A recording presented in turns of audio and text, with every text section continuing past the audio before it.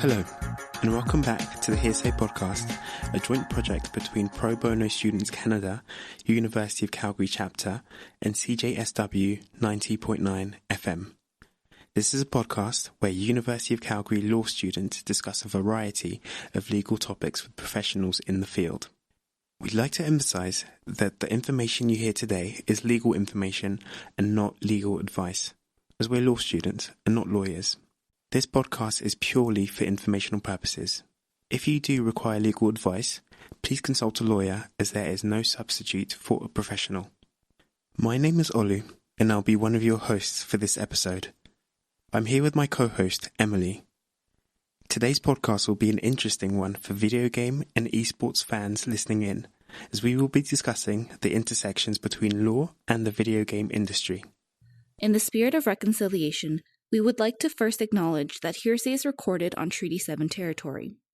We would like to take this opportunity to acknowledge the traditional territories of the people of the Treaty 7 region in southern Alberta, which includes the Blackfoot Confederacy, comprising the Siksika, Piikani, and Kainai First Nations, the Tsuut'ina First Nation, and the Stoney Nakoda, including the Chiniki, Bearspaw, and Goodstoney First Nations.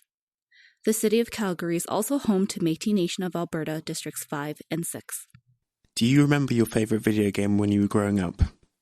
Whether it was on the Atari, the Nintendo, or the PlayStation, many of us have fond memories of the video games we played as children. In October 1958, an American physicist called William Higginbotham created what is thought to be the first ever video game. A simple tennis simulator called Tennis for Two. It shows a side view of a tennis court, and two competing players could adjust their shots using a knob and a button. It was a massive hit. Since then, video games have come a very long way, becoming increasingly more immersive and true to life. In 2020, during the COVID pandemic, artist Travis Scott gave a live performance of his music to fans in the Fortnite world, an online video game. At the time of recording, the full event video has 218 million views on YouTube. It represented a landmark moment in video game history. Fans were able to get up close and personal in a way that was physically impossible at the time. But just like any other piece of technology has had its positives, the growth of the industry now comes with its fair share of risks. Whether you're a video game developer, a live streamer, or a simple consumer, we are seeing more and more legal issues related to video games, such as privacy, trickery, cheating, and even labor disputes. Joining us today are two lawyers from Dentons, Josh Dial and Changhai Zhu. Josh is a partner in the litigation and dispute resolution group at Dentons in Calgary. He has experience in a broad range of litigation matters, including commercial real estate, intellectual property, complex oil and gas contract disputes, construction, insurance, and employment. Josh is also experienced in mediations and arbitrations and has appeared in provincial court and the Alberta Court of King's Bench. Changhai is an associate in the litigation and dispute resolution group at Dentons Calgary.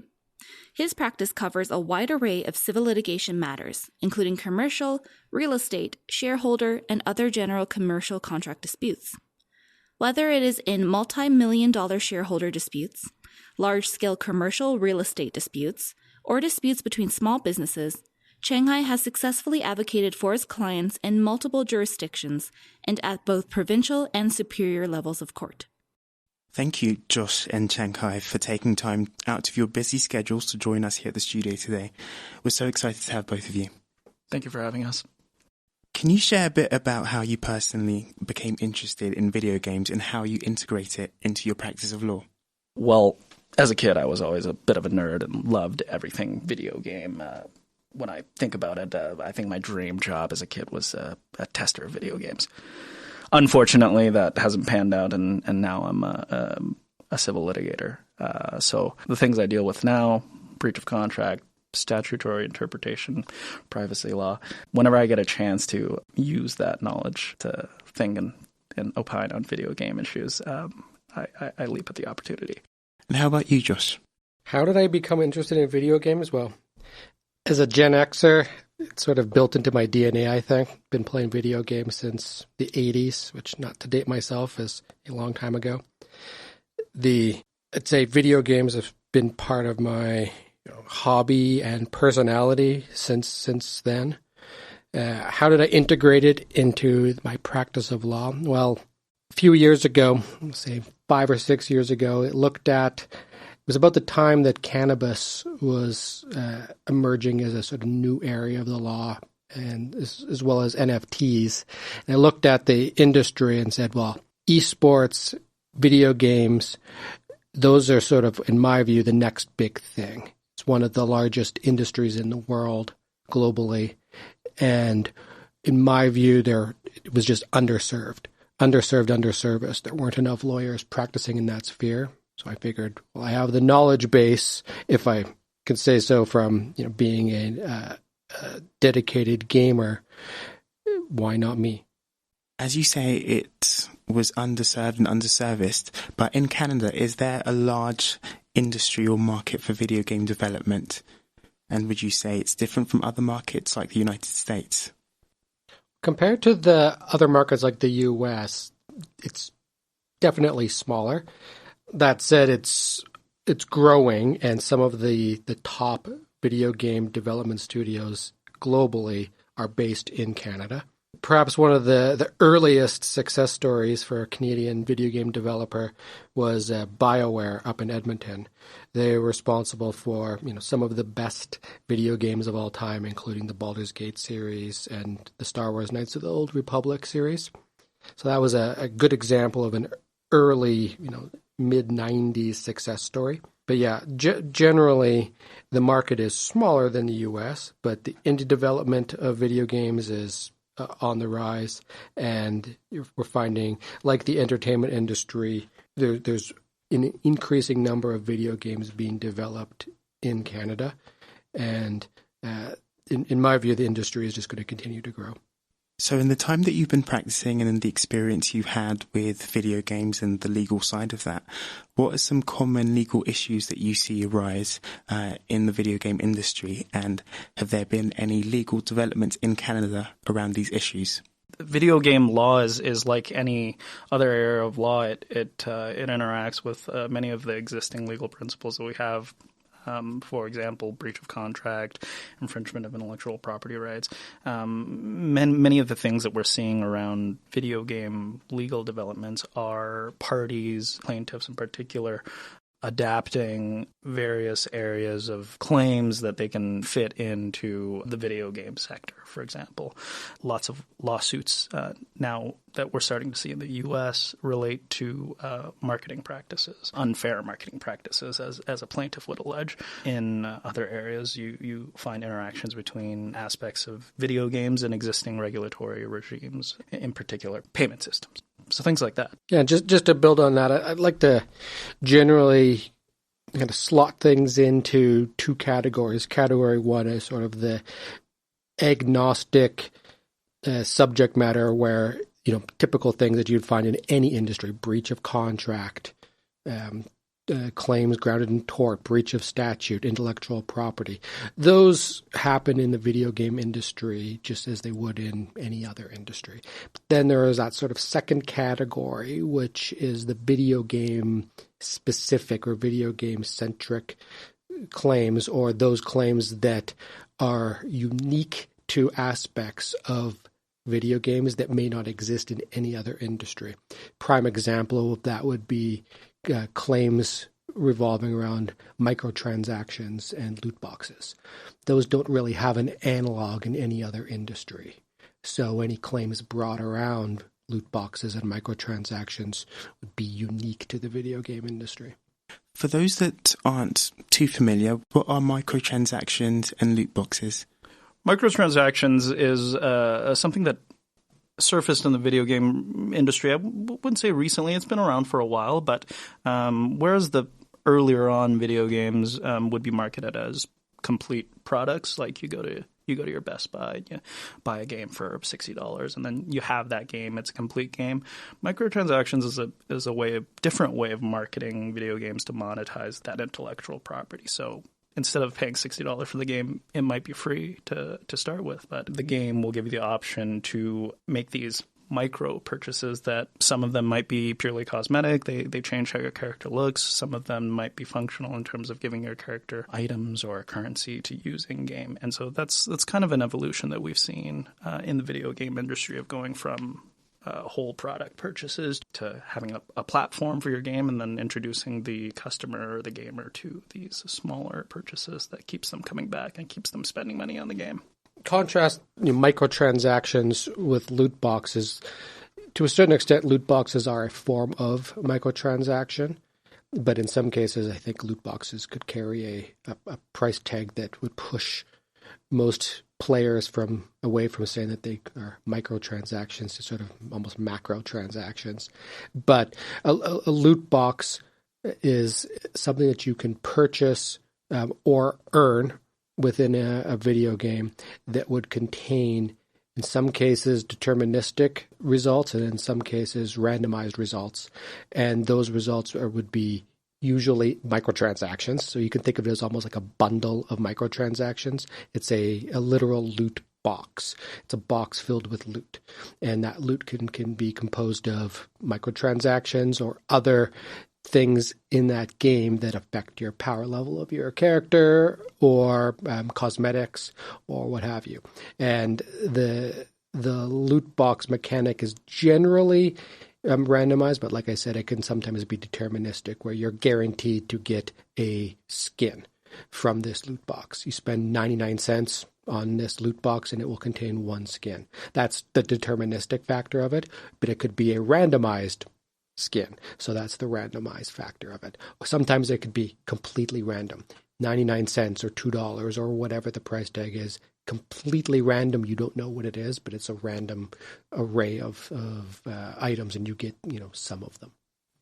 Right, it reminds me of growing up and playing FIFA, the soccer game, where you would buy packs of cards for different prices, and the randomized aspects, the cheaper card packs were random, so you could either get a pack of really poor players or you could get one really amazing one, and that was sort of the fun of those sort of loot boxes, I suppose you'd call them. That's an excellent example, and in fact, the comparison to both video game versions of packs of cards and the real life version of packs of cards like you would find in just trading cards, hockey, soccer, football, baseball cards. That's an easy concept for a lot of people to understand. They know what it's like to buy a pack of Upper Deck hockey cards in the 90s, and you're hoping you're going to get that Mario Lemieux rookie card. So that's sort of analog that I think would be easy for a layperson or a member of the judiciary, for example, to understand. What's a loot box, counsel? Well, a loot box is kind of like a pack of cards that you would buy. So that's a perfect segue into our next little component here, but kind of turning over to the legal side of things. What kind of regulations or guidelines currently exist that govern video games in Canada? The quick answer is not very many, if any. Right now, in Canada, though claims are being brought in both the civil and the regulatory side of things, in our view, they are existing regimes, breach of contract, tort, intellectual property, privacy. Those are the sorts of overarching categories of claims, and claims within that video game subgenre are sort of being slotted into those overarching types of claims. Whether or not they're a perfect fit, this law applies to a video game or a loot box or a privacy claim within the context of a video game. It's probably not as good as if those regulations were drafted specifically targeting video games.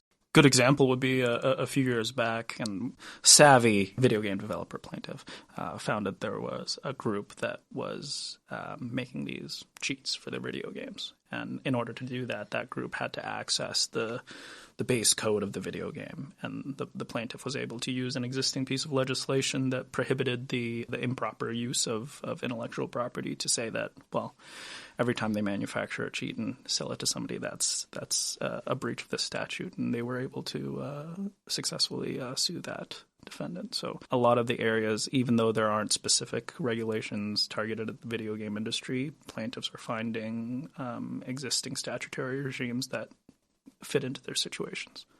So considering the lack of existing regulations and guidelines specific to video games, what are some of the things that video game developers can look at in existing legislation to help them when they're starting to develop their games? I think the good areas to start would be like the areas that we covered already, intellectual property, contract, marketing, privacy. All of those areas have existing bodies of case law as well as statutes that govern what you can do and what you can't do. Video games touch on all of those things. So where there's a possibility for a breach in those areas of regulation is where a plaintiff might start in terms of looking at legal issues where there might be exposure for a developer. Not to pump our own tires, but I think a good starting point would be to hire in-house or external counsel that knows something about the industry, because it's easy for a lawyer of any stripe to look at existing case law, existing statute, and say, do we have a claim here? Or can we anticipate a claim being brought against our company? I don't want to say that's easy. Obviously, the job is difficult, but that's the simple way of approaching things. But if you are a gamer and you're intimately familiar with a particular game, and you're on Reddit or you're on social media and you're seeing the types of complaints that players are making, this loot box is predatory. Well, a lawyer who doesn't know anything about video games might not even know what the concept of predatory loot boxes even means. And so when they're advising their client who is developing a video game, they won't even know to ask or sort of interrogate their own client about, are we engaging in predatory loot boxes? Whereas Changhai, me, that would be one of those things that we would raise with our client. The point being, hire lawyers who know something about the subject. One example I like to give is if you were hired by a film production studio to advise on a potential claim that you might have against, say, an actor for breach of contract, and you as a lawyer has never seen a movie before, you don't know what a movie is, you've never even that concept of a movie or television doesn't even enter your brain, how can you advise your client on that? Similarly, if you have a client who is involved in the video game industry and you don't know much about the video game industry, I'd say it's very difficult to competently advise your client. So going back to the lack of regulations, how would you expect the Canadian government to regulate this industry? So the way I see it right now is that the Canadian government, at the provincial and federal level, has broadly two ways of approaching it. They can look to what other states are doing. For example, the United States, the European Union, Germany, Italy, Spain, China, the UK to a certain extent, South Korea. Those are all states that are doing more than mere dabbling in regulation on what we would broadly say is video games and esports. So Canada could look to those states, see what they're doing, and ask, is that importable to a certain extent in Canada? Can we adopt it? That's sort of one strategy. Second strategy would be, can we just start from scratch? Homegrown Canadian solution. We have laws that look very different from our neighbors to the south on a great many things. Do we want regulation for video games to be another example of where our regulation is different, completely different than it might be in other jurisdictions? So those are sorts of the two ways I can see the government approaching. Frankly, which one are they going to choose? I don't know. Yeah, another area where they might look into, and instead of trying to wholesale regulate video games as their own industry, probably an easier way to get into it would be to start regulating areas of law that already have their own regulatory regime and adding addendums that target the video game industry. For example, all the issues that we've been discussing, privacy, intellectual property, contract, marketing, all of those areas are already regulated, but they might not fit perfectly with the video game sector. It's probably easier to, at least to start off with, to add addendums to those regulatory regimes that fit more with the video game sector than to come up with an entirely new regime just for video games. Ultimately, though, I think that the key takeaway for anyone interested in this, whether they are already in the industry or they're interested in entering the industry, is that, in our view, regulation is coming. It's inevitable. Canada is not simply going to let video games be the Wild West. There will be some regulation coming. Can't tell you when it's going to happen. Can't tell you necessarily what the form it's going to take. But our advice would be to start looking for a legal team now who is going to be properly situated to advise you when that regulation does come. So with the development of video games and the video game industry, it seems that the stakes are getting ever higher, and there's no better example than in the meteoric rise of esports, where there's lots of money at stake, millions of dollars at stake, and with millions of viewers as well. Are there any legal consequences for players that play or compete in esport at the highest levels for cheating, and are there any examples of this happening? Esports is getting to be a gargantuan industry. Sometimes you'll have tournaments where the first prize is number of the millions. Where there's cheating there's going to be more significant consequences, in my view. When you sign up for an event like that, when you agree to participate, you're bound by an agreement to participate under certain rules. When you agree to be bound by certain rules and then you breach your agreement, that's a breach of contract. And if your breach of contract has caused damage to somebody else, you're liable to pay them damages for that. So if you use an unsanctioned cheat to win $1 million prize that you should not have been entitled to, arguably you're going to be on the hook for that. With regards to cheating, you have one end, the high end, which would be esports professionals cheating when there's lots of money at stake, and on the low end you might have someone like me that might download a cheat code to complete a game. But in the middle we have the example of maybe a gamer that's quite advanced and using modifications and spreading those through communities and that are used by lots of people on games. It's not necessarily cheating, but would there be any legal consequences for spreading mods to large communities? I think it depends on the type of mod you're talking about. Many games that come out today, the bigger ones will actually have a dedicated ability for fans to create their own content to share with other fans. I don't think there's anything inherently wrong with that. If you're passionate about a game and the developers have given you an avenue to develop your own content and that can be shared with the community, I don't think there's anything wrong with that.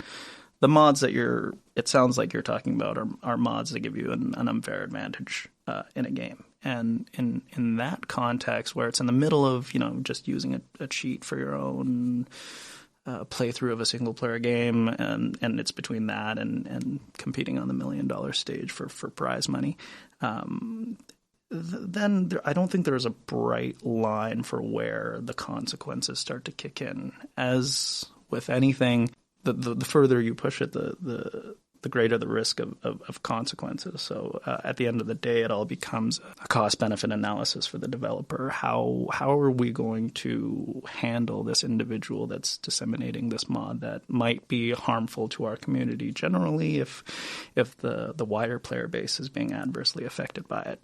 Can we ban this person? Can we ban all of the people that are using their mod? Or should we take some more serious action, like actually commencing a lawsuit against this person for damaging our product and damaging our reputation?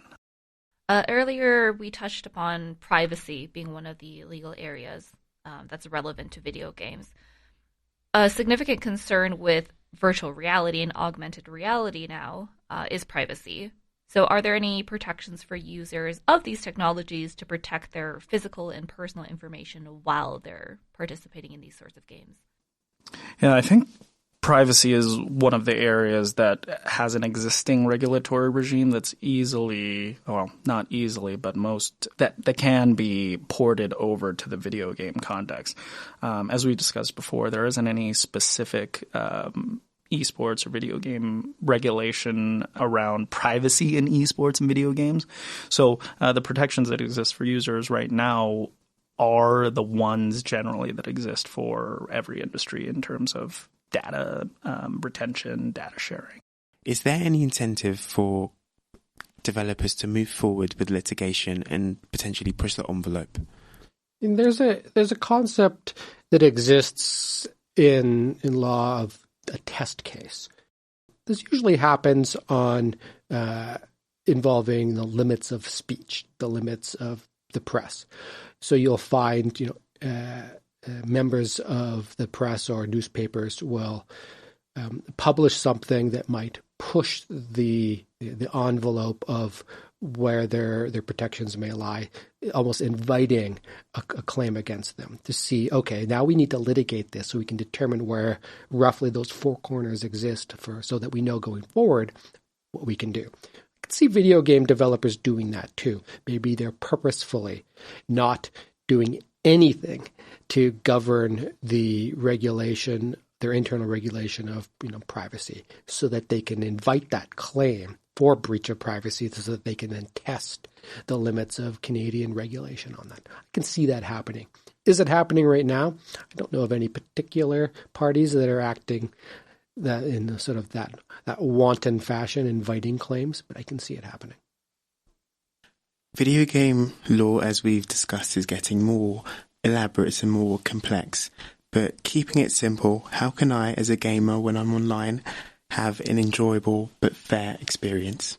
I think it's that you pick the games that you like, that you're having a good experience with, and continue to play those. When we're talking about issues like cheating in video games, I think the responsibility technically and practically is on the developer to control that. But they have an incentive other than just making sure nobody cheats in their games to do that, and it is so that the users of their games continue to enjoy those experiences. So, you vote with your time. If you're playing a game, that means you're having a good time playing it. If there's a bunch of cheating and nefarious things going on in the games that you're playing, you're probably not going to play that game anymore. So, my guess is that developers will make sure that if it's a good product, that their users have a good experience. So, the advice to the user is pick the games that you like and keep playing the games that you like. Yeah, I think I suspect no game development studio starts out to make a bad product. Similarly, no one tries to make a bad movie or a bad television show. Everyone at the core, video games are a type of art, and no artist sets out to just make bad art. So, like Changhai said, you vote with your time. Maybe you vote with your wallet. If you encounter a piece of art out there that you don't like, it's not giving you a lot of enjoyment, probably the best thing you can do is stop playing that, stop engaging with that, and move on. So for any listeners who do want to read up more on the topic or interested in their own legal concerns, where do you suggest they look? As it turns out, Josh and I have spearheaded an initiative to write about all things current and interesting in video game law. We've started a esports blog thread hosted by the Dentons Commercial and Civil Litigation blog posts. So yeah, we'd invite you to use your web crawler of choice. You can Google Dentons litigation blog. That'll bring you there. Sounds good. Perfect. Well, thank you so much for your time today. Thank you. Thanks.